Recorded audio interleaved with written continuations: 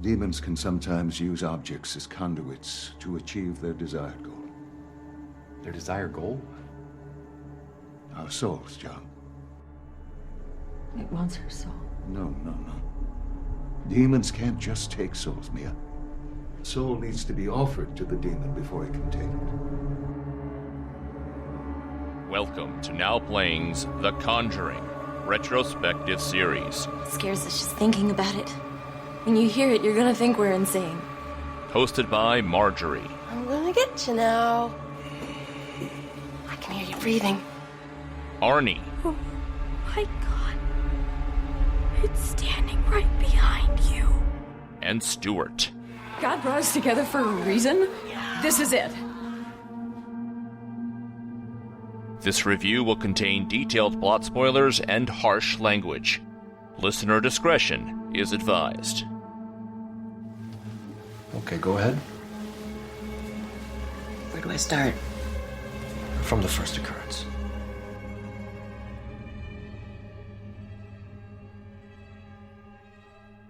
Today we're discussing Annabelle, starring Annabelle. How perfect is that? Actually, the doll's name is not Annabelle, but we'll get into it.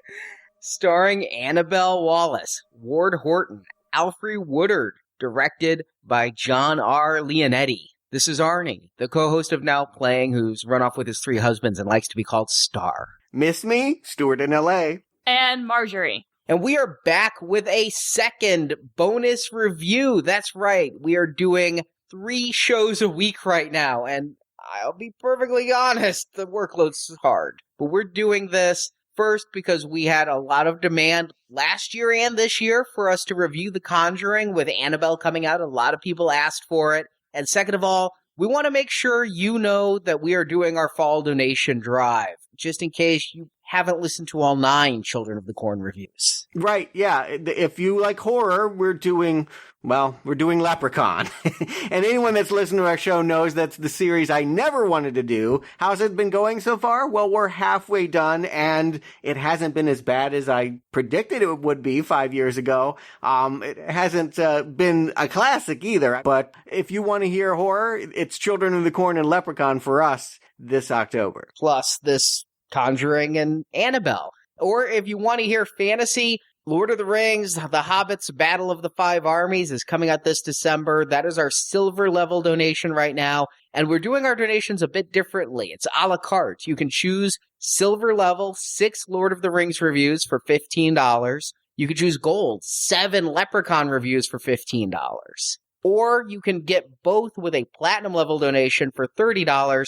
You get those 13 reviews plus 3 exclusive bonus reviews. We reviewed the animated Hobbit trilogy from the 70s and early 80s. This is our way of raising money. Without listener donations, this show could not continue. We couldn't pay for our servers. We couldn't pay for tickets for Annabelle. And quite honestly, it's donors that help us to prioritize and decide, let's throw in a bonus retrospective series because the listeners want to hear it. It's because you guys support us, and so we try to give back to you. So please, if you like Leprechaun, Lord of the Rings, or just like Now Playing, head to nowplayingpodcast.com, click the banner at the top, and find out how to get these bonus reviews. And with that out of the way, let's get into Annabelle. So listeners, look what you made me review!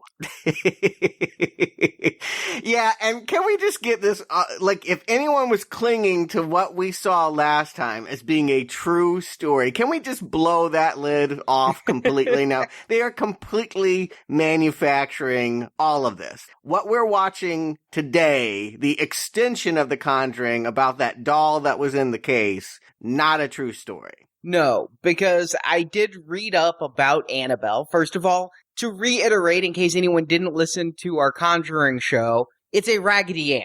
It's so scary. Oh my God. You never know where is Andy around the corner? It's a twosome. I mean, terrifying, right? Second of all, the only things known about Annabelle come from Ed and Lorraine Warren, and you can listen to our last show where we discuss how much we can trust their veracity.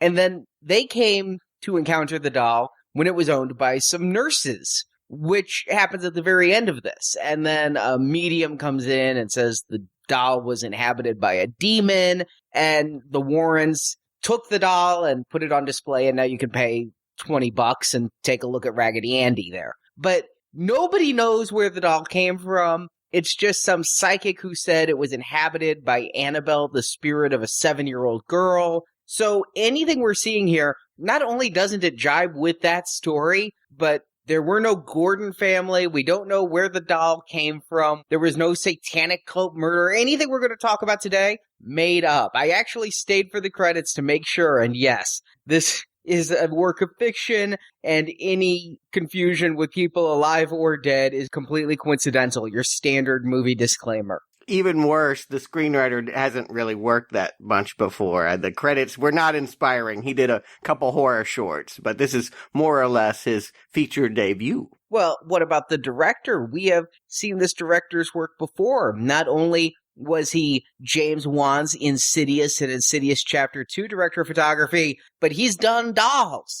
DP for Child's Play 3. Oh, I didn't realize. As well as Joe Dirt. Not his first directing job, but he did do a Mortal Kombat movie. He did the bad Mortal Kombat film, I just want to put out there. There's a good one? Yeah. I would say what Marjorie said. Yes, that's a surprise. Can't imagine that we need to do his whole filmography. Butterfly Effect 2, I didn't even see the first one. But they wanted some consistency. They knew James Wan was not coming back for Conjuring 2 or this, maybe for no horror movie ever again if he gets his big break next year with Fast and the Furious 7. Which has its own curse. Exactly. It's turned into a horror shoot of its own. But they decided to go with his cinematographer, his DP, John Leonetti. That's probably pretty wise. He was there on the set of Conjuring. He should know how it looks and how it stages, and that's as much consistency as we're going to get. Although, I guess it's the same doll. Yes, it is the same doll as last time. I think they redesigned it a little bit. It looks slightly different than what we just saw. Well, what we saw at the beginning, though, was her before she was beat to hell. True. Yeah. There's a fire later, and she's got, like, some smoky ash all over her face, and no one ever thought to get a wet wipe. That bothered me so bad. Yeah, why would you give a dirty doll? It's bad enough that people would give that kind of doll to a child, but to give, like, a dirty doll, you didn't even know where it comes, like a secondhand store, you're gonna pay top dollar, and then, like, not wipe it down? Okay, Arnie, let's get into this. Give them the plot. Real quick, did you take this as early 70s or late 60s? It's 1967. It's 67, okay. They said it was a year before the events of the nurses, and that from The Conjuring said 1968. Okay, good. That was my thought too, but Wiki said 1970, so I didn't feel like the 70s. All right. It's the summer of love. It's 1967, and John and Mia Gordon are a happy young married couple. John is a med student about to graduate, and they're expecting their first child. The nursery is all made up, and John surprises Mia with a gift, a hard-to-find collectible doll to add to the immense collection showcased in the nursery. But that happiness is wrecked when Annabelle Higgins enters. Annabelle was the daughter of the Gordons' kindly old next-door neighbors, but she ran away 2 years earlier to join a cult. Now Annabelle is back, along with an unnamed man, come to kill her parents in a satanic sacrifice. When the Gordons hear the Higgins screams, Annabelle and her beau break into the Gordons' house to kill them as well. The man stabs Mia in her very pregnant belly, while John tries to fight the two off. The police arrive and shoot the man dead, but Annabelle runs into the nursery, where she slits her own throat while holding Mia's newest doll. Mia and her unborn child are fine after the stabbing, but she's confined to bed rest. Yet strange things start to happen in the home. The sewing machine turns itself on in the night, and the television reception is wonky. Nothing a good repairman can't handle, but go on. I did say at the end of this movie was very frightening to electricians. Finally, home alone, Mia is sewing and doesn't notice the stove has turned itself on and catches her home on fire. And how do you not notice the smell of burning popcorn? Oh my god. It doesn't pop! It's called Easy Pop, and it never makes a noise. She can't hear the kernels? How could she not smell it? Popcorn has to be one of the most odoriferous scents in the entire world, from the beginning when it starts to pop until it turns and you've burnt it. And when you burn it, oh my god. That never leaves. Well, no thanks to her olfactory senses, Mia escapes unharmed, but the stress induces her labor, and she gives birth to young Leah. Mia doesn't want to return to the house, but she doesn't have to. John got a new job in Pasadena and a new apartment as well. Yet the doll Annabelle was holding, which John threw out at Mia's behest, somehow has been packed and moved with them. More strange things occur. Drapes billow.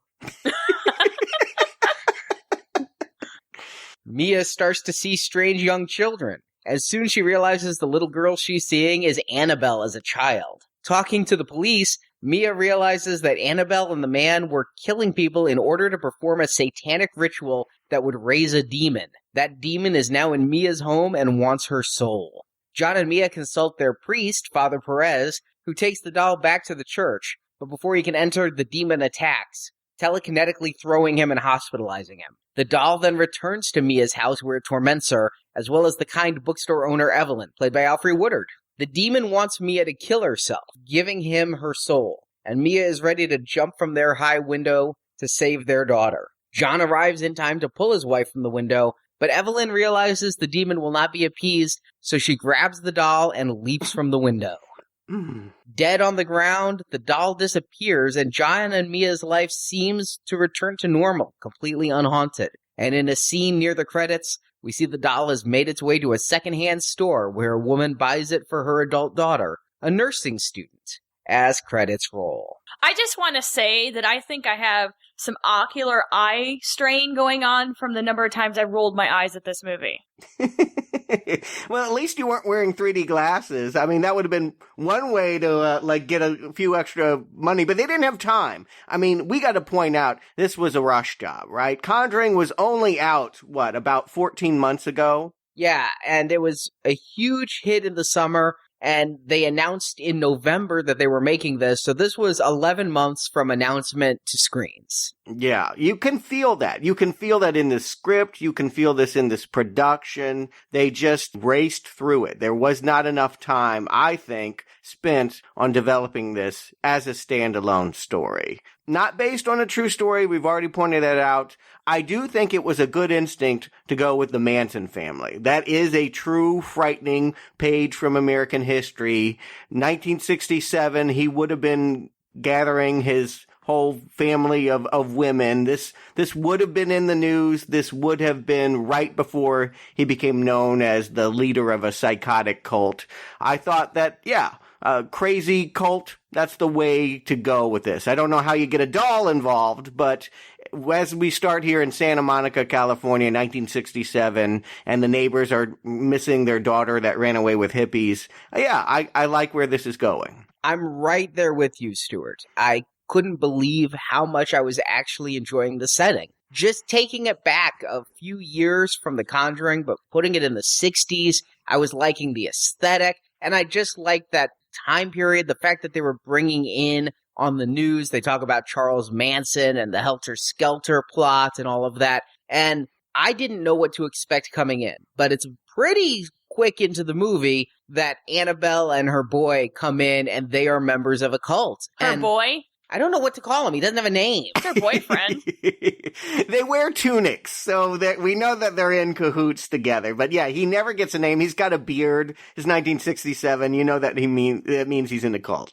And he's got a knife. I gotta say, my favorite scene in the movie, the way it's staged, the way it plays out, we have seen this rather generic couple, Mia and John, go to church, walk home, they don't lock their front door, they're incredibly too wholesome, they lie down to go to bed. I'm surprised it wasn't separate beds, but they lie down, and then we see through their window the murder of their neighbors. It's really well staged. Yeah, I loved that, and I'd actually got a jump out of me because you are watching through two windows, and you don't hear much sound, but you see the old neighbor couple, the Higgins. The old man, Pete, gets up and goes to investigate something, and then, of course, there's the loud sound as the blood splatters the wall, and a number of things occurred to me.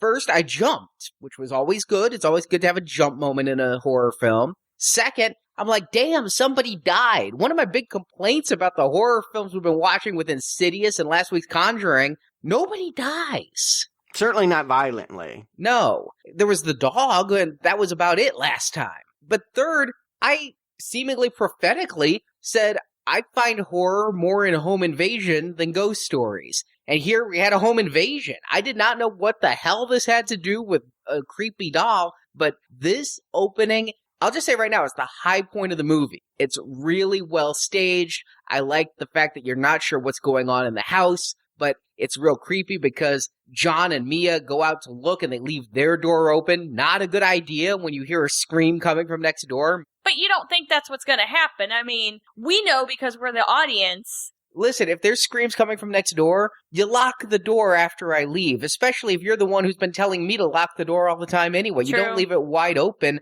just because you don't know what's going on. But honestly, her husband seems kind of simple. Yeah, they're not hippies. It's 1967. They're young, but they went the other path. They're the squares. He went to med school while everyone else took acid and had fun. So, yeah, he is... Yeah, naive, I think is the right word. He tells her, I'll be right back. Don't call the police. Don't call the police. You heard a scream. I mean, who does that? It is the 60s. Yeah. It underlines the fact that they have no idea that something this violent could happen in beautiful Santa Monica.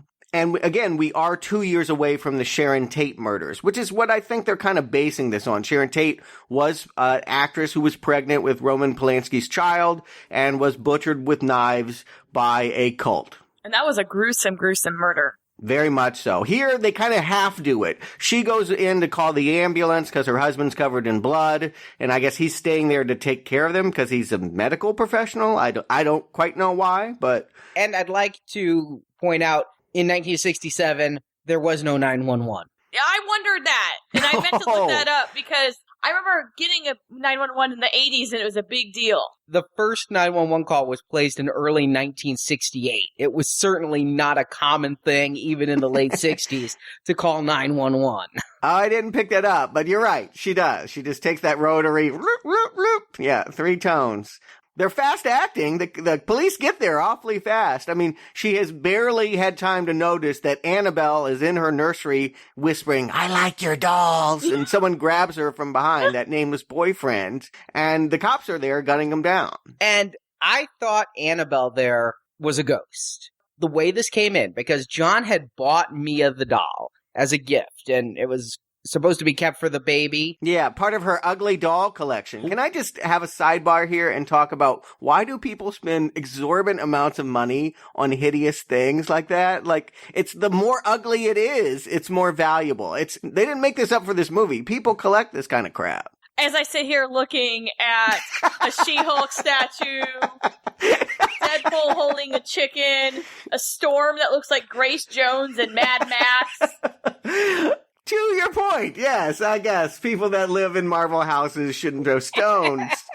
But come on, those dolls really are. I associate them as the kind of dolls that old ladies collect to remind them of children they don't have anymore. Absolutely hideous. I had a neighbor who had a doll collection when I was growing up. She had all the vintage Barbies, and then she had dolls like that. And I hated going up into her attic because that's where they all were. And they would just stare at you, and they have those weird glass eyes. And they're just like that, the edge of looking realistic, but then not, like an exaggeration form of a child. My question is, do we find these dolls creepy because horror movies have been made about them? Or have horror movies been made about them because they're so fucking creepy? Yes. Maybe a little bit of both. I tend towards the latter. I do think that it's a doll for older people. When you're young, those aren't the dolls you want to play with. You want to take the wrapper off the new thing that just came off the toy shelf. The antiquated thing, ew. You can't even play with these. They're porcelain. They're fragile. Yeah. A kid can't knock it around and carry it. Annabelle in this movie takes a beating, and I'm like, that's unrealistic. That thing would break. Yes. She gets a scratch on her eye, but otherwise, yeah, pretty resilient for a porcelain doll. Yeah, and when she opens that up, I mean, even if this wasn't a horror movie, the fact that that room was just dominated by these dolls is going to give their child a complex. Yeah, I love that they don't know the sex of their child. I'm like, really? I think the wife is betting on a girl there. You better hope, otherwise... Yeah. I want to know where he was able to finally find that doll. In the 60s, there was no eBay. He has his ways. In other words, the scriptwriter doesn't know either. But he brings in this doll. I know what I'm coming to see. I'm coming to see a haunted doll movie. So when there's the home invasion and we see the guy, the bearded man through the windows, I don't know that there's two of them. So when I see a spectral figure clad in white with the long stringy hair kind of glide behind Mia, I'm like, oh shit, there's a home invasion and a ghost.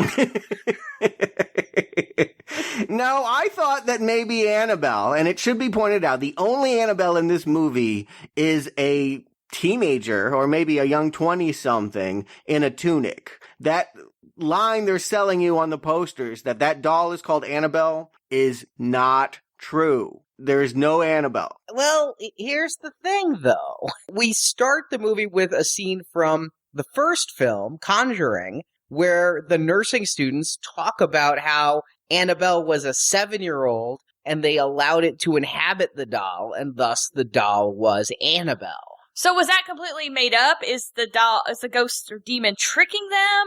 Yes, that's how I take it, is that the demon is tricking them, and that's what the Warrens say, because spirits can't inhabit things. And so the doll was known as Annabelle because they thought the spirit of a child is there. As this 20-something Annabelle kills herself, is the doll Annabelle? Is the doll the demon? Is the doll even cursed in this? Or is it that there's a demon that sometimes can't be seen and the demon is like puppeting the doll just off screen? There you go. That's exactly what it is. What you just said will probably be a big disappointment if you thought you were getting your Chucky reboot. This doll is not going to run around with knives. This doll is not going to be doing the evil. It occasionally will float or move from a rocking chair because there is an unseen demon moving it around. And that is the situation. I think that this isn't much better than Brad Dourif getting gunned down in a toy store and saying some voodoo. But yeah, because Annabelle is gunned down and bleeds into the eyes of the doll, and because she was an occultist, we're supposed to just understand that somehow they were conjuring a demon that is now stuck to this Gordon couple like gum. Is it stuck to the Gordon couple, or is it stuck to the doll because she was holding the doll when she slit her own throat?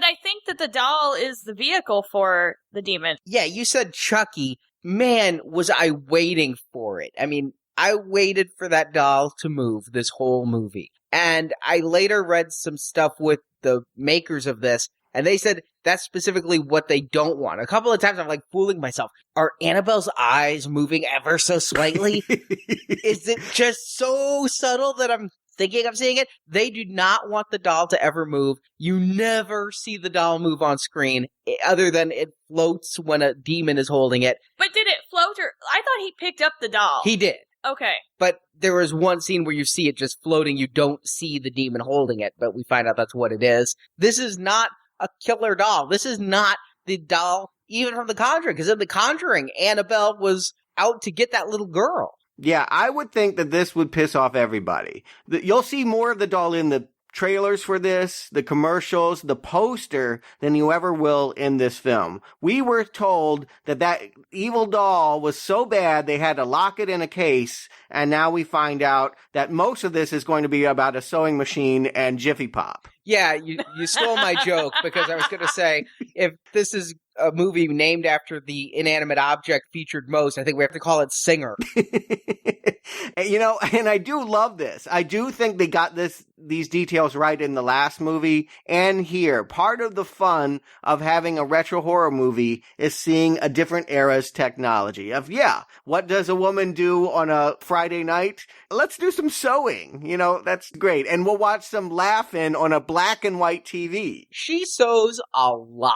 She is constantly sewing. I do not understand if she was running a seamstress business on the side. You see that weird, like, fitting mannequin in the background? Okay, this is what women did back then, though. Women sewed their own clothes, you sewed your baby's clothes, you made all the bedding for the baby. She didn't work, traditional 60s housewife, she was pregnant. Nothing else to do, you sew, you knit, you craft. This is very typical of a woman in the 60s. Yeah, for that kind of woman, Yes. the non-hippie, the non-rebellious youth, she is very conservative here. They go to church. They are the portrait of wholesome couple. It's so weird because the doctors, she's fine from the knife wound. I think that's kind of a cheat. I think that something should have resulted from that. I thought they were going to kill the baby. I mean, this guy stabs her in the stomach. I thought she would miscarry. I thought it would really go dark there. No, she is stabbed in the stomach with a big knife, and her placenta, her fetus, all fine.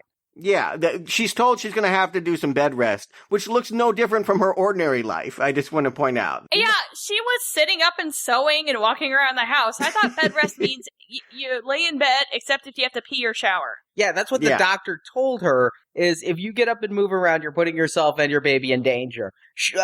Instantly, not a good mother. She's like, yeah, I don't really care. I'm going to go watch some TV. I'm going to sew. I'm going to just wander around and have conversations with people, talk to the police. She needed to stay in bed more with that cervix issue she had.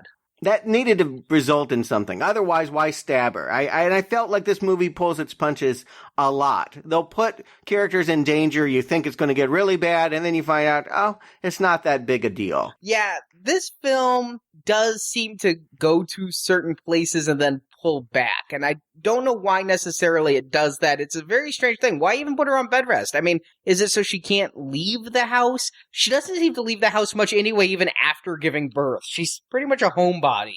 That's exactly right. The things that are going to terrorize her, the manifestation stage is essentially, her sewing machine comes on, the doll in the rocking chair. That's the only thing Annabelle does, is she rocks in a rocking chair. The popcorn starts a fire, the TV reception's bad.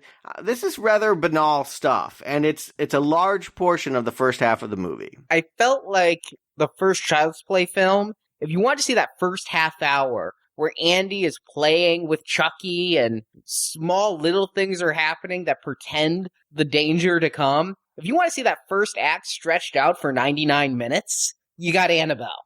Yeah. The difference is, in Child's Play, I knew what inhabited the doll, and I kind of knew what he wanted. He wanted to get back at the gang that betrayed him. He wanted to go kill people. What is inside Annabelle is what I presume to be the remnants of an occultist. And we're teased, we're told by a cop that they were Satanists that are part of this whole Disciples of the Ram. I don't know if they're related to Disciples of the Crow and the Children of the Corn kids, but okay. So I think at some point, Mia is going to get the gumption to leave that house and go find this cult and deal with that cult leader. No, we will never meet any other members of this cult. Yeah, now that you mention it, you'd think that the cult would come to worship the demon, which was raised by their members. Yeah, exactly. They went so far as to break into a house and kill people. They obviously saw some importance in conjuring this demon. No, we got other things to do. I will say this, though. I think they retconned one of our complaints about The Conjuring, because we weren't sure if dead people inhabited and possessed things or people and all of that. The way they have Annabelle kill herself by slitting her own throat now tells me last week it wasn't actually the spirit of Bathsheba that was doing all the bullshit. It was a demon that Bathsheba raised in her own satanic witch ritual where she killed herself and her child. Yeah, and I will give my other compliment to this movie is the demon itself. When we finally see it, I think it does look scary. I think it's a comparative to that lipstick-faced demon from Insidious. It doesn't do much more than that lipstick-faced demon either, but when we see it hanging upside down on the ceiling, or, it leaves a mark on her arm. At some point I saw a text that called it Balal or something with a B. I'm not quite sure. There probably is a historical folklore story connected to this demon that they'll probably want to tease out for 8 more films, but I'm intrigued by this central villain. I do think it's interesting. I don't think we get enough time with it, but I'm grateful for every scene that it's in. He was a lot scarier looking than the lipstick demon, and I was really excited, maybe thought it would get really scary at this point once he showed up, because up until that point I was really bored, and I mean, it was just stuff elicited to get a jumps, and it was all stuff we saw before, because they used a lot of the same scares that we had in The Conjuring. It's like very cookie cutter. So when he showed up, I was like, oh, okay, maybe something's going to happen. Nope. He was kind of pushed back aside. He made 3 total appearances in the storage area. I guess he was on the stairs if you count that. Yeah, the stairs was the one that literally my audience made a reaction. Everyone was like, oh. See, our audience had a reaction too. Honestly, it was laughter. Yes. It was a packed theater. This is done very well this weekend. And the audience burst out laughing. And I'm kind of with them because he was kind of vamping. For some reason, I got a Ben Vereen performance off of him with his body language and everything. It was reminding me of Ben Vereen and Pippin. Wow, really? Yeah, it was. I didn't see that. He moved like a dancer, and he had a spooky hand, but I do wish he did more. It's a pretty good look. I also thought a little bit of the Horned Demon from Legend, the Tim Curry one, only covered in oil because it's jet black head to toe. One of my favorite makeup jobs, by the way. Love Tim Curry's look in Legend. Yeah, I wish I got a good enough look at this demon to say if I liked it as well, because you catch it in glimpses and in the background. You never get a very good look at him. He's the big bad, but you never get that showdown at the end. He's almost always invisible. So the fact that we get even the glimpses we do kind of pissed me off. Either keep him invisible like you did with The Conjuring, where you never really see your attacker, or show him full on. But this kind of just, it seemed like it was leading to something it never went to. Yeah, let's talk about where it goes to, because at some point, I think she's just had the baby in the hospital after the Jiffy Pop fire. Did you guys notice who the nurse was that was holding the new baby Leah?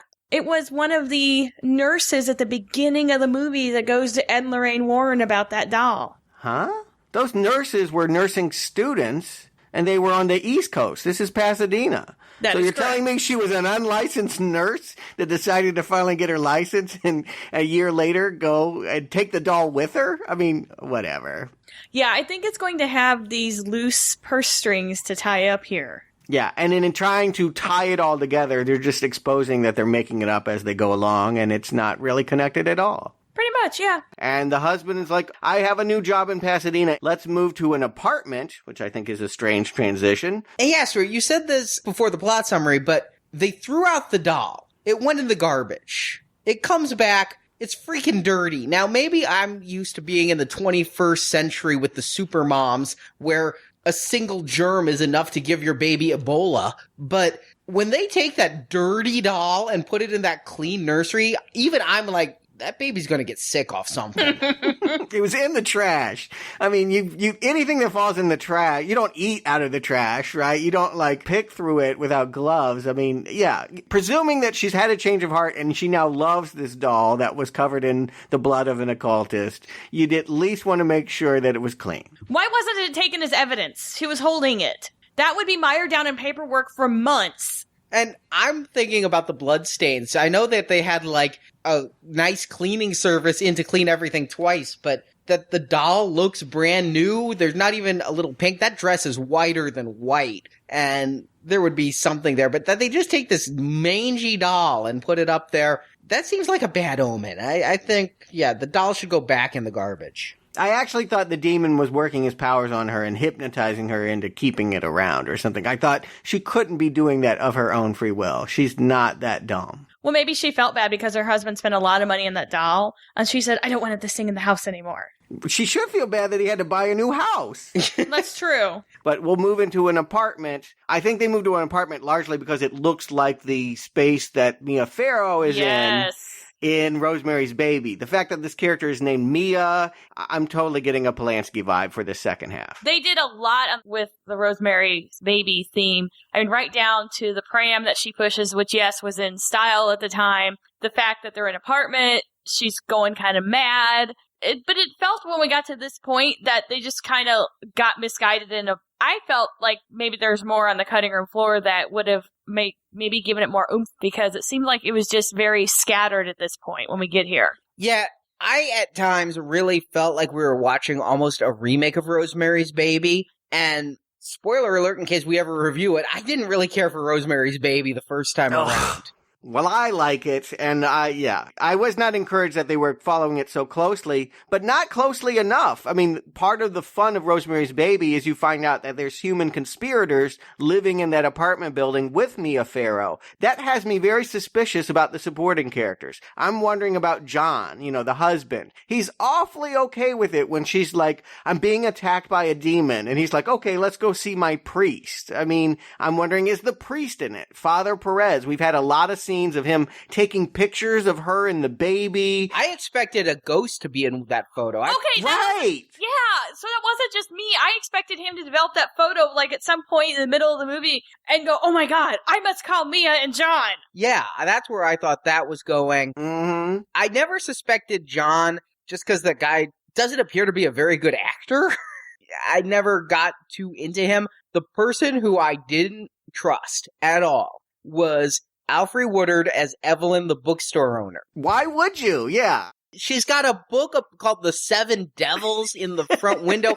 I think she's running an occult bookstore. Yes. And she's probably part of this whole disciple of the Ram cult. Yes. No, I thought she was going to help Mia get on the right path to exorcise this demon and help her get this all aligned and get this out of their house, and Mia would have this big crisis of faith instead of, the priest isn't really doing much except giving platitudes. They're thumb wrestling during his sermons. Yes. He is not a good priest. Exactly. So I really thought that Evelyn was going to be the key to solving all this and eradicating the demon and everything, and I don't even know why she was in the movie except at the end to provide the soul. Yes, you could go one of two different ways, and they chose to go neither. Yes, she's either a force of goodness that is going to show them the way out from their predicament, or she's Ruth Gordon in Rosemary's Baby, and she's the nice old lady who we think is sweet, and then we find out she's conspiring with Satan. And I tended to think from the early scenes, just because every time we saw her, she would come up smiling to them and being like,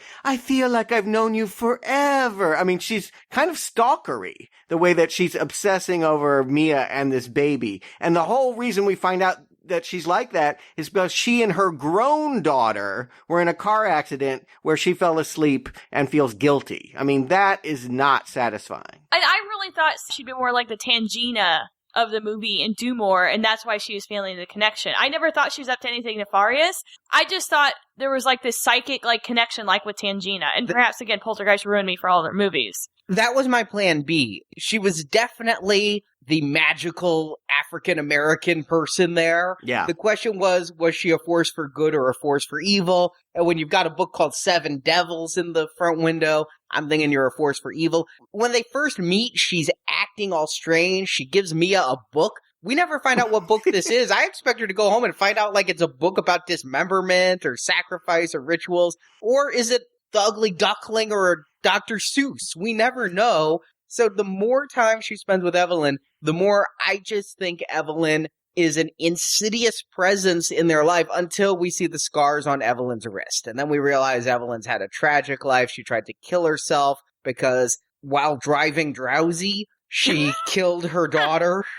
Yeah, she was in a coma for 3 weeks and woke up and her daughter was dead because she fell asleep behind the wheel. And now she's obsessed with any woman that has a baby is basically what we're supposed to take it. Oh, a baby has moved in. This is my chance to reconnect with Ruth, and I'm going to buy it clothes and give it free books and basically be a weird stalker. I thought she would be a stalker, but not for these reasons. And it's a bizarre reason to use Alfre Woodard. She's a good actress. He could have done a lot with her, but this character is foolish and incidental. Yeah, she doesn't do enough. I also thought that Evelyn might just be the friend. I mean, it's very convenient. At one point, John says he's working nights, and so that Mia can have things happen at night while John's not there, but then things start happening to Mia during the day when John's not there. Whatever hours the demon wants to inhabit seems to be John's working schedule. Yeah, I agree. It's whenever he's not around. It's almost like it's framing her so that she looks crazy to him and he'll discount her. He wants to write it off as postpartum depression. He's the medical expert. She's just the stay-at-home wife. He knows more than her. So I think that is going to result in something. And something that they have a discussion about early, I really think is going to matter. She says that if push comes to shove, before I have this baby, you're going to save the baby's life over my own, right? So I think that that's going to be his choice to make in the story. He's largely in the background, a disbeliever, but at some point he's going to have to choose between Leah and Mia. And actually, that never transpired. I think that line was there to show that Mia would sacrifice herself to save her baby's life. And that is the choice that comes up at the end. It's just setting up, even before she's given birth, she has that level of love for her child. One big shock that this movie does in the second half, there aren't many, but one that took my breath away for half a second until I realized they weren't going to follow through on it like so many others, is that, she keeps wondering, and I keep wondering, what does this demon want? And she finally asks the doll, and the doll gets its red crayon and draws all over the ceiling. Don't know how it got up there. I guess it floated. It was held up by a tall demon. There you go. Your soul. It wants your soul. No, it says her soul. Her soul. It wants the baby's soul, and then at the very end, it writes on the window, your soul. So, we want the babies, but we'll take, it's like a car dealership. It's negotiating. So it wanted the baby's soul, but was willing to take the mom's soul as a booby prize? Yeah. It just wants a soul. But why does it want a soul? Going back to the Conjuring, I would take it as if you were taking a soul, that meant the demon was inhabiting your body. The demon wanted to be in a human, is what was set up in the prologue of The Conjuring and reset up here. Those stupid nurses gave the demon permission to inhabit the doll, so it had just been puppeting the doll until the nurses went, yes, go ahead and go in the doll. But that was like an apartment before you buy a house for this demon in Annabelle. It wants to be in a human. So when it says it wants a soul, I think it wants to possess a human. And it winds up in a doll. Boy, it really sold itself short, didn't it? But no, what it wants is Mia to kill herself. So is he collecting souls the way Mia collects dolls? He's just putting the souls up on shelves? What is going on with... And then I'm thinking, okay, so the person's soul is trapped in hell or demon realm forever, but it's all very confusing what this demon really wants. If it was wanting what we saw last time, if it was wanting to possess and to take control and then maybe to use that human vessel for murder, I would get it. I thought that's what we were going to get. That's what I was getting to. My favorite shock is that, she goes into the nursery. Annabelle is laid out in the crib. She picks it up. She beats the thing. And then all of a sudden she realizes, oh my God, that wasn't the doll. I was tricked. I just beat my baby dead. I was like, ooh, I can't believe they did that. Yeah, I had the same reaction. I don't know if I would have recommended the movie at that point if they had, but it was a stunner. Guys, they're not going to kill a baby like that. Come on. Well, I didn't think so either. And then she's holding the baby and it's not moving. And I'm like, wow, that is, for a movie that has played it pretty damn safe, the milk just got tainted. I mean, this is really dark for half a second. And then, of course, somebody got scared. Either they rewrote it or they never intended to go that path. But now she finds out she's just holding a doll that laughs at her. But you guys, the priest said that demons are manipulators. I knew this wasn't going to happen. One, they really don't kill babies in movies. Two, especially a movie this safe. Yes. And two, you're dealing with a demon who is a manipulator, which is why he was doing all this.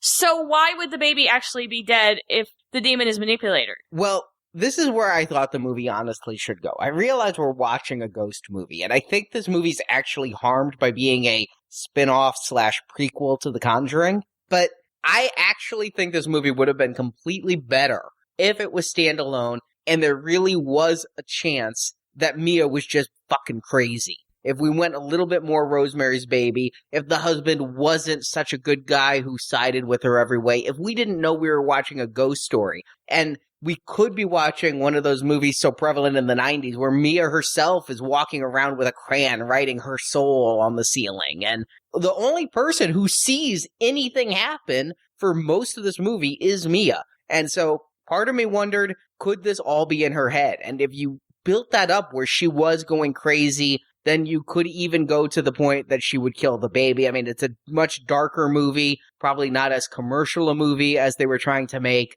but it would have been a better film. I look at it this way. If it's a Conjuring sequel and last time we saw Lily Taylor get possessed and try to stab her daughters, I believe that, yeah, this woman is being goaded to do the same thing by this demon to her own infant, and that's what it wanted. Because I don't really understand what it is or what it wanted, and they never introduced the cult that conjured it, all I'm left with is the vague memories of last week and thinking that, okay, if you can make that woman kill her own baby, then she has given the devil a win. That said, we're talking a lot about the plot. As far as the film itself and the pacing, I think there were a couple of good scares here. The best scare in the movie is the one you talked about, Stuart. The second best, during the haunting period, is already in the trailer. When you see little baby Annabelle, or you see little girl Annabelle, and then she starts running at Mia and turns into adult crazy Annabelle. Why do they do that, though? I get that that's a jump scare, like you were expecting the child to go through the closing door and it ends up being the occultist, but she was never a occultist when she was a little girl. Maybe to play with Mia's mind, to make her think, oh my god, there's that little girl who looks like the little girl on the stairs. The devil should try that. He should, come in as a cute little ram and they could, pet it and all, and then be like, I'm an evil. Perhaps you should get in touch with his PR people and let them know that.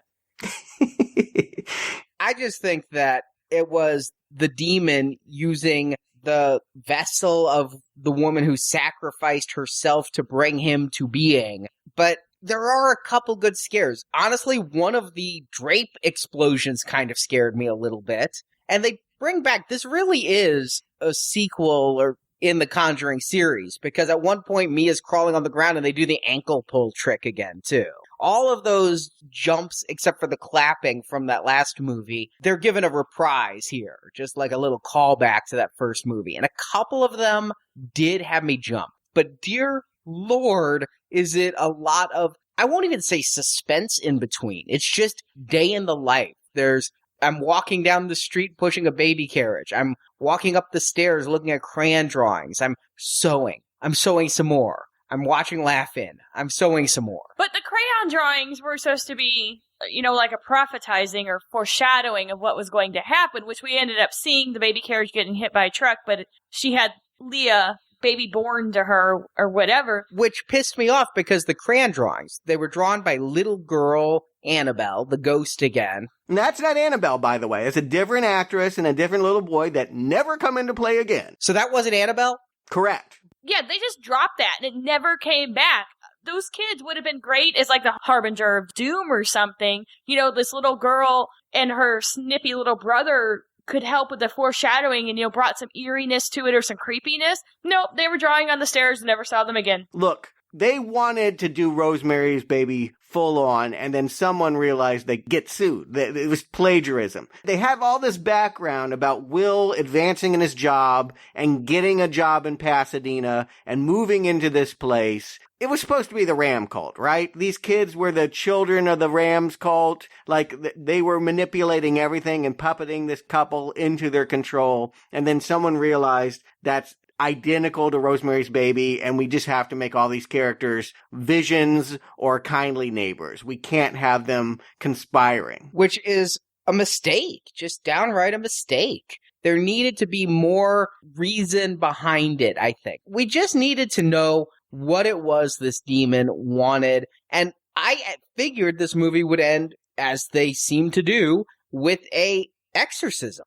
Oh, I was terrified of that. When they call the priest and they realize that the doll is possessed, I literally think it's going to be the climax of the last movie. The thing that was ruinous to the last movie, only it's going to be with a doll. That's the only way to make that worse, that instead of Lily Taylor, we're getting that doll screeching and floating around. But this movie did something again, which it had done this whole time, is it started to go into a Final Destination mode. Because we had that a lot at the beginning when she was sewing. You thought she'd sew her finger. And she finally did. She finally did, yes. Well, she's sewing recklessly. It took a while. Yeah. You don't sew while watching TV. Oh, God, no. You look at where the needle is so you don't sew your finger. Then John puts the popcorn on the stove, and you think that's going to be it. Now, later it does happen, but not at that moment. And then here we have the priest. He puts the doll in the passenger seat, and then he thinks, oh, crap, I don't want to do that. Throws her in the back seat. And I am thinking Child's Play, because the exact same thing happened to Chris Sarandon, the cop in Child's Play. He throws Chucky in the back seat. You don't fuck with the Chuck. Next thing you know, he's strangling him while he's driving. No, here, Annabelle kind of breaks the car radio. Yeah, so it was like this whole line of Final Destination moments that were building up, and then they end up being completely unfulfilling. Again, I mean, I don't know why in the 60s the demon is so obsessed with screwing with technology. Perez is, I think, going to be the character that's going to confront the demon head on, that will finally get that one-on-one fight, albeit with a doll in the middle of the ring as referee. But yeah, he actually ends up doing very little either. He's like, I'll take the doll to a holy place, which got laughter in my theater. Like, oh yeah, that's a good idea. I'm sure that doll is going to just walk into church with you. And of course, as he finally gets to the doorway into his church, he's blown back, smashed on the pavement, I presume dead, but then he spends a few more scenes with John in the ER. I thought he was dead too. I was shocked, and I'm thinking, hey, if the demon can do this, why doesn't he do it more? If the demon can just, like, telekinetically kill, that's a good way to get some souls, right? Although a soul must be given, they said. It's in all these rules. I'm glad I'm not a demon. They have to have a little primer before they decide to haunt and or terrorize somebody. Okay, I can do this. Guys, you can't go ahead and just smack them around. You've got to do subtle scares first. I really think the bylaws of being a demon make the Obamacare laws look svelte. And of course, John's at the hospital. He's always at the hospital, right? He's just hanging out there, and he has nothing to do. He's not a very good doctor, I don't think, because he's sitting vigil by the priest. He never thinks to check on his wife, I don't believe. He sees the priest who took the doll, just sits there, waiting to ask what happened to the doll, never picks up the phone. Hey, Mia, by the way, our priest is fucked up. Yeah, you know, they have a subplot in which she's always watching General Hospital, and he's like, I hope you don't get addicted to soaps. He comes from soaps. This actor is actually a soap opera actor, and I feel like, yeah, he's sort of in that mode here. He's playing the soap doctor, right? He's just got to look handsome and concerned at the bedside of somebody. It's not a very interesting part, and it doesn't have a lot of depth. The surprise is that the character doesn't have a turn here. I thought he'd come back evil, or I thought that he'd come back and save his wife, but he just kind of comes back to watch Evelyn kind of do it all. And this pissed me off. Why is it considered a happy ending that the black business owner goes out the window and smashes on the ground, but it would be so terrible if the stay-at-home wife were to do the same thing? Oh, but Stuart, the stay-at-home wife is still a mom, and that's all that matters. Remember, the priest Yes. says that mothers are closest to God. Oh my God. Plus, she was already suicidal, so no great loss, right? Yeah, you know what? Women and children first. Like, really? Like, the lifeboats are leaving, but you're going to not let this woman get on? I just think that the husband, right? The husband should go, right? That he was the one that had to make the choice. He hasn't done anything this whole movie. The fact that they just dispense with Evelyn the way that they do, I don't know. I find it offensive, really. Well, she says that when she tried to kill herself, the spirit of her daughter came and said it's not her time. I'd be pissed if it was the husband, too, because the husband hasn't done anything the whole movie. If he had to fly out the window in order to save his wife and child, it would have been better if it was set up like, no, I would choose your life over the baby, and then he makes a turn and decides to become self-sacrificial for his child. Yeah, it's like that wasn't even on the table.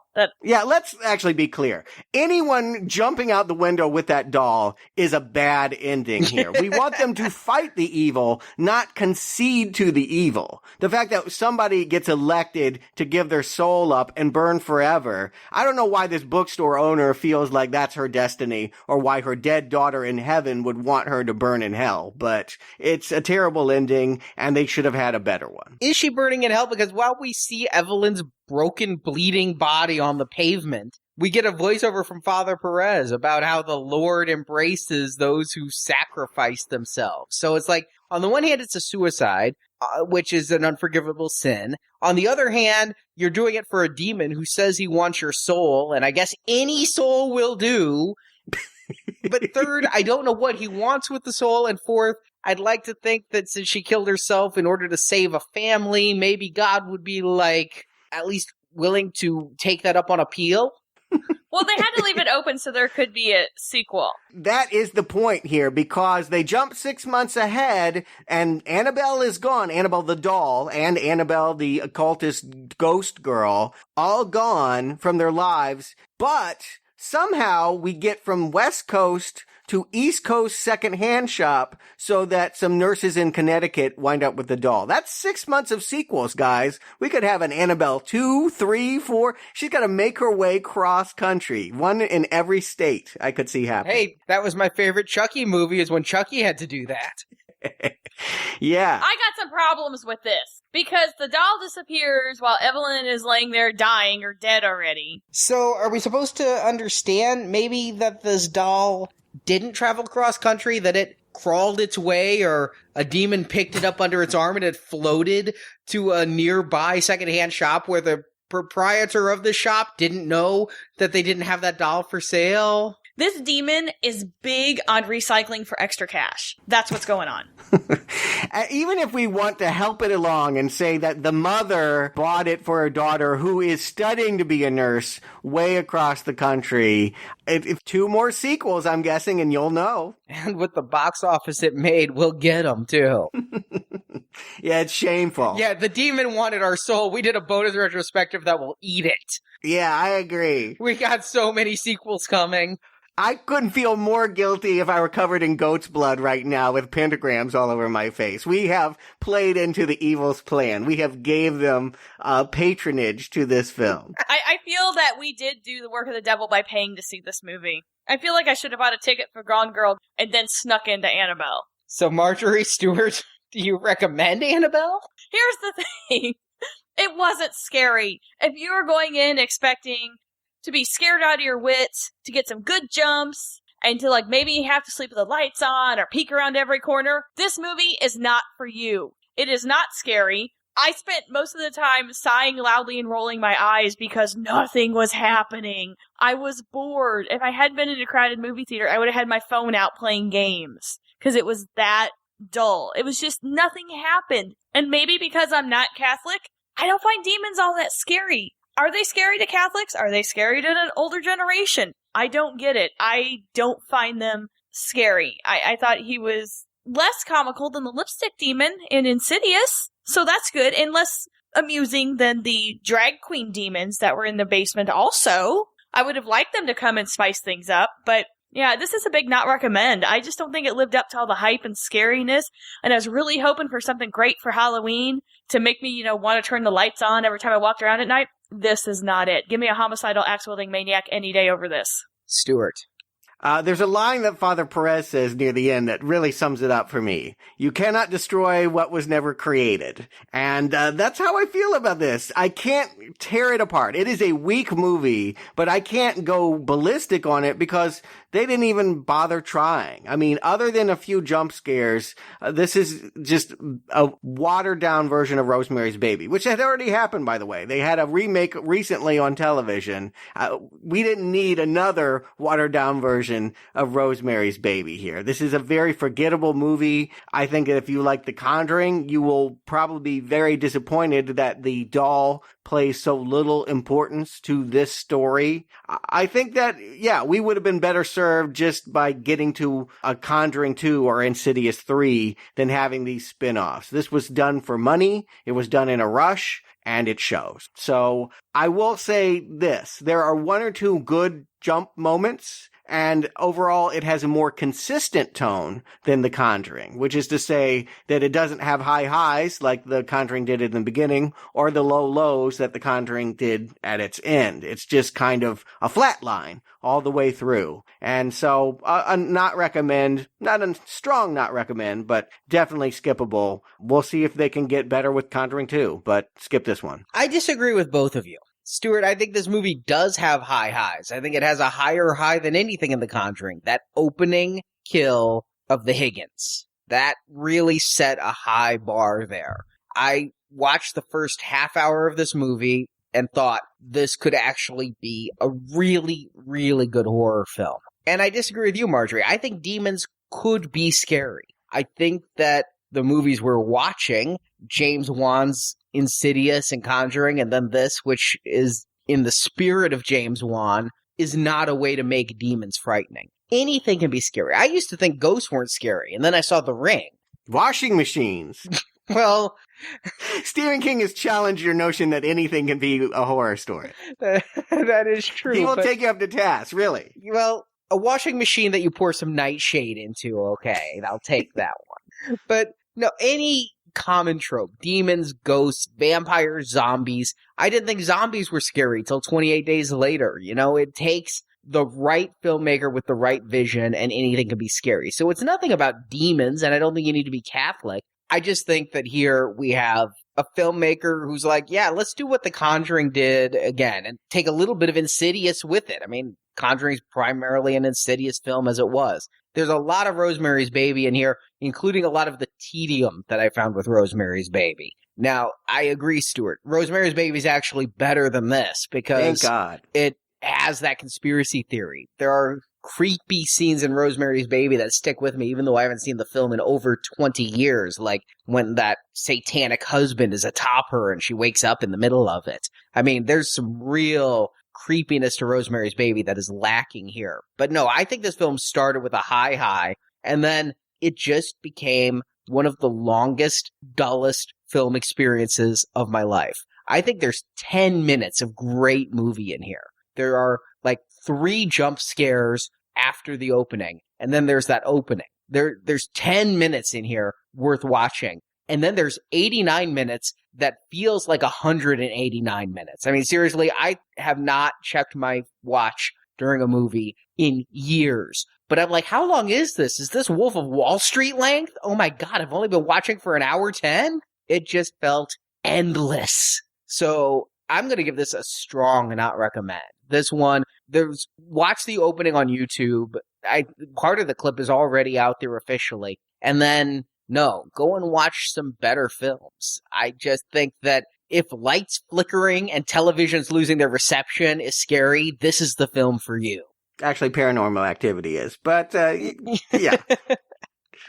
Yeah, I mean, it's stealing from that too. There's nothing original here. My final thought on this is when we were watching the trailers before this movie, I'm like, you know, at least thank God we decided not to do that Ouija board movie. And I'm like, the Ouija board movie can't be any worse than this.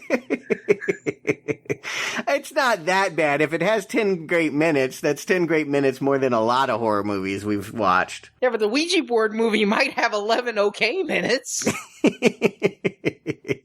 It might. I hope to never know. Me too, but it's a strong not recommend. Man, is it Christmas yet? Because these movies have soured me on Halloween. I agree. It's not been a strong year for horror. I keep waiting to have what is going to be the breakaway horror sensation. I don't think we had one this year. I think it's going to be Annabelle based on the box office. That's just riding the coattails of Conjuring. The only thing that's going to get me into a Halloween spirit, believe it or not, and the most exciting thing I saw in theaters last night, Saw is coming back to the big screens for Halloween. I'm going to go see that and try to purge this movie. Let's cleanse the palate, because that movie had suspense, had scary moments, it was full of blood and gore. You can hear our review in the archives. But we're committed. We got Conjuring 2 next October. That'll be the sequel with the Warrens. They're going to bring back the couple, and they're going to do the Enfield case. That was 1977. That's all that I really know about what we're going to be getting next. You guys hopeful that they can turn this around? I mean, you haven't liked Insidious. You haven't liked Conjuring. We didn't like Annabelle. Arnie? Eternal Optimist? Do you think Conjuring 2 can make a good film out of it? No, I don't. Yay! I'm so glad that you can see the forest for the trees here. I'm just going to ask our listeners, if you really want us to continue red arrowing these movies, let us know, and we will do it. Otherwise, I'm more than happy to shove this in a drawer with the Philip K. Dick series and just let it die. Yeah, and I think that's for debate. We are completists. I think that is how we have been classified, and people celebrate that we're willing to go dark trains, but we've challenged that notion. We did 9 Children of the Corn movies recently, and I just feel like some people are telling us now, you don't have to cover everything. You've heard our thoughts on Conjuring and Annabelle. Chances are we're going to have those similar thoughts when we get to all the other spin-offs and sequels. If you want us to keep doing it, let us know. And if you don't want us to keep doing it, definitely let us know. Yeah, I'd like to know if you don't want us to, because I don't want us to. I feel like Stuart did probably around Children of the Corn 3 right now, where I'm like, there's 6 more of these, but we'll see. I mean, honestly, maybe a year from now I'll have a different feeling. Maybe the trailers will look good. I never even thought the trailers for Annabelle looked good. But I never saw any of the trailers. I only saw the poster, which had her crying blood, and I'm like, okay, maybe this is going to be good. The posters for Annabelle were scarier than anything in Annabelle the movie. Well, it had the doll in it. Yeah, exactly. And maybe a year from now, when we start seeing what the Warrens' case is, and I start reading the real-life accounts, maybe it could be good, because I'm not soured on haunted house movies. Next year also has the reboot of Poltergeist. And Poltergeist is still one of my all-time favorite ghost movies. It will be interesting to get to that one, considering, we've seen so many emulations of Poltergeist. What's it going to be like to have an official remake? And they got some good actors in that, too. Sam Rockwell's in it. I think that's a great choice. Yeah, I'm hopeful that they go back to Poltergeist when making this, and that they don't look at Conjuring and Paranormal Activity and say, let's make that movie and call it Poltergeist. But I'm optimistic for that, and I think maybe with a new creative vision. Right now we have James Wan's Disciple. I don't even know if a creative team for Conjuring 2 has been announced. They haven't even announced that it's going to be called Conjuring 2 even. It may have a different title.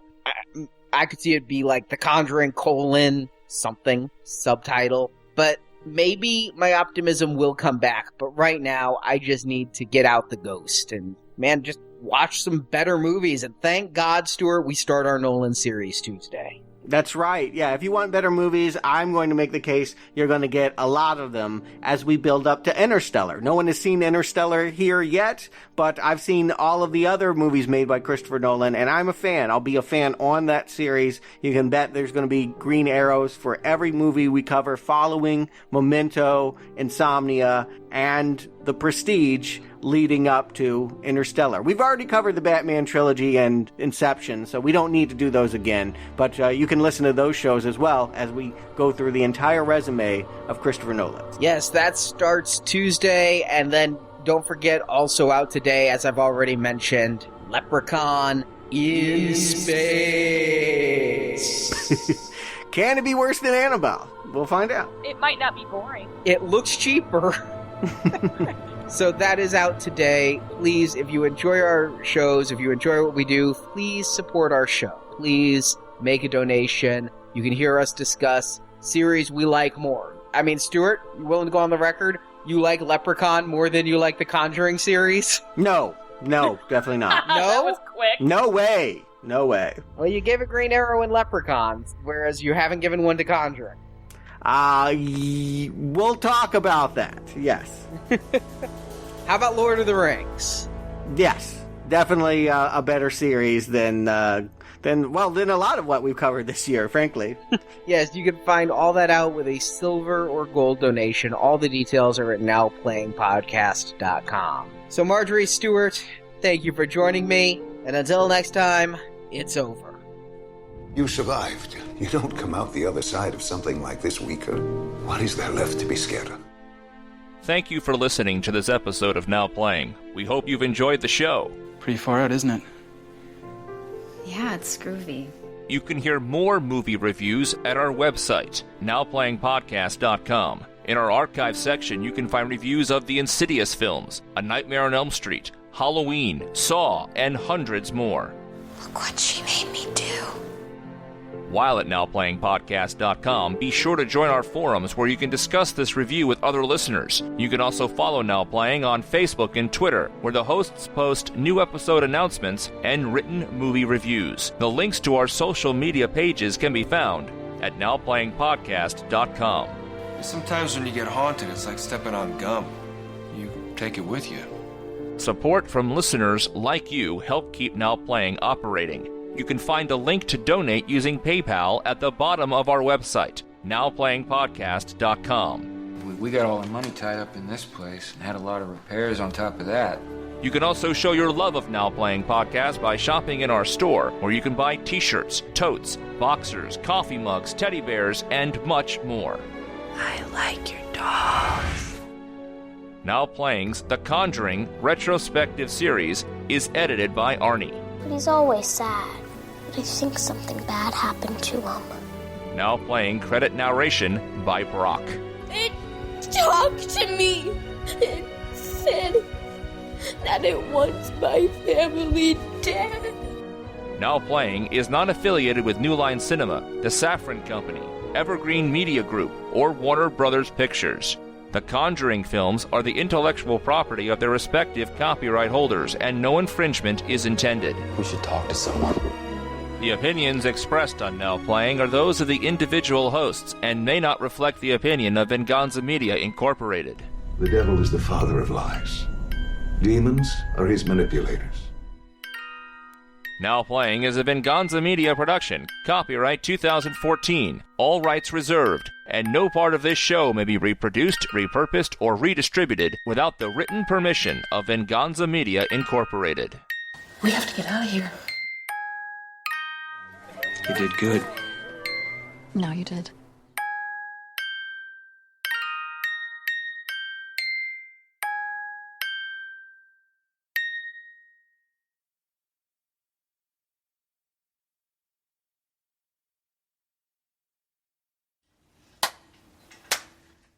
You guys do know that she was not stabbed in the cervix, right? I know they said cervix, but that is not where the cervix is I'm located. aware of that. Okay, I have one, so I know it's not on my side. Noted. For some reason, I got a Ben Vereen performance off of him with his body language and everything. It was reminding me of Ben Vereen and Pippin. Wow, really? Yeah, it was. I didn't see that? We're talking about Benson, right? Yeah, Yes. No, Okay. Webster. Webster's uncle, not Not Robert Oh, no, Guillaume. yeah, I'm thinking of Robert Guillaume. Okay. Benson. Or, Pippin. Webster's. Yeah. Webster's uncle, who was the The diabetic. tap dancing. I don't even know who that is. And they got some good actors in that too. Got it. I want to call him Sam Jackson. He just flew out of my head. Sam Rockwell's in it. I think that's a great choice. That is as far from Sam Jackson as you can get. It is. Okay. I just want to be clear on that. It's pretty much that they're called Sam. Got it. Okay. Did you guys notice who the nurse was that was holding the new baby Leah? Lin Shaye. No, there was no Lin Shaye in this entire series, and I think this is a big oversight, but I digress. That would be Arnie. That would be my computer over here. I don't know what. Wait, no, that wasn't this. That's not this. Mine is muted. Why are there Nissan ads playing in my room? I've got no Nissan anywhere on my screen. That computer's muted, that computer's muted, this computer's muted, and there are Nissan ads coming from the sky. Maybe we have our own electronics demon. We have a ghost. We know this.